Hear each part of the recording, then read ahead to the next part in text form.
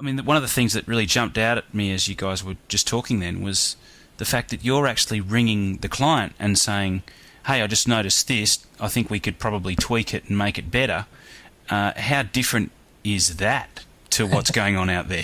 It doesn't happen. No, it doesn't. And I mean, it certainly hasn't been my experience. Well, I'll be honest though. I mean, we're not 100% there yet either. And that's why I said this is our focus at the moment.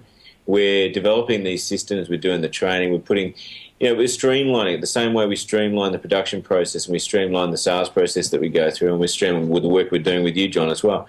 Is what we're trying to get to is we want that to be as streamlined as and efficient as every other thing. And we're getting there. But, we'd have to be the first people to say that it's never going to be finished. We're always going to be able to improve in that area.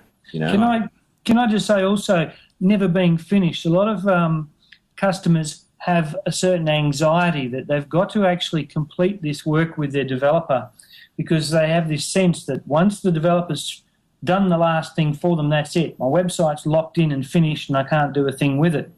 With a Webarena site, your website is never finished because it's continually a work in progress. Your website has the ability to move with you and with your business, and as you change your goals, or you might change a particular angle of your business, or you might put on something new, you can continually go back to your website and create new pages or modify pages or change those pages. So that anxiety about being locked down as to what website looks like at the end of the development cycle, that just doesn't exist. And so we've found that that's a little bit of an education process that we've had to go through. It's like, well, don't worry, it doesn't have to be locked down because you can change it tomorrow, or you can change it the next day.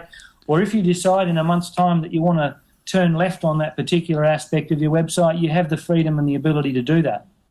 So, I mean, regardless of whether you're talking to them on a weekly or a monthly basis, they still have that connection with the mothership, don't they? Because you guys are updating the technology in the background and Yes. and making those changes, I guess, but by default anyway, and their site is updated whether they're aware of it or not.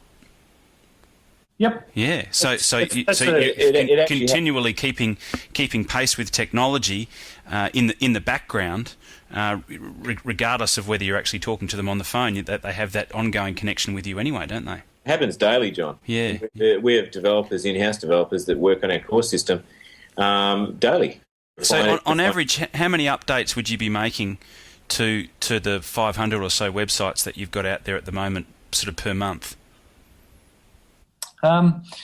We've sort of got a bit of a goal that we do major feature releases sort of quarterly, but in between those there's functionality releases that happen continuously, and Daily, yeah.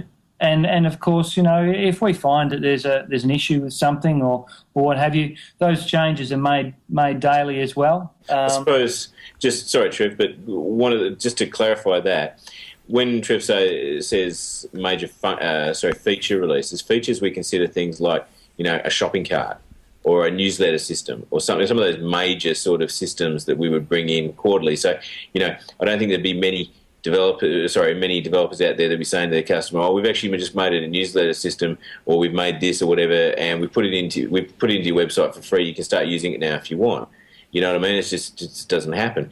But the other things that are just as important that Trevor's mentioning are those daily and weekly refinements, fixes, changes, amendments, upgrades, things that happen behind the scenes that not everyone sees, but these avoid those incidences that I was talking way back in the beginning when we started chatting, that happen when people's websites and databases are left unattended and they become susceptible to exploits.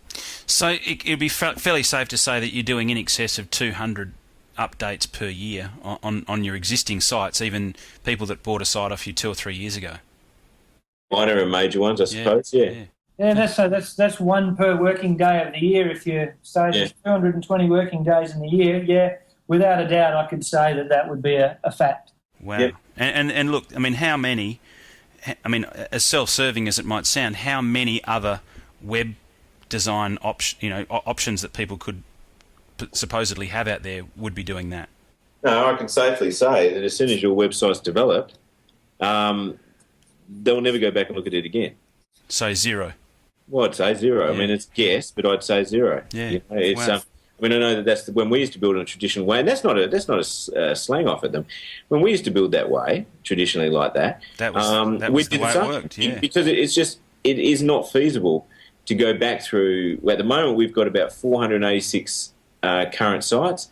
We had, that's in about 1.5 to 2 years. So working out the maths, we had quite a few every week.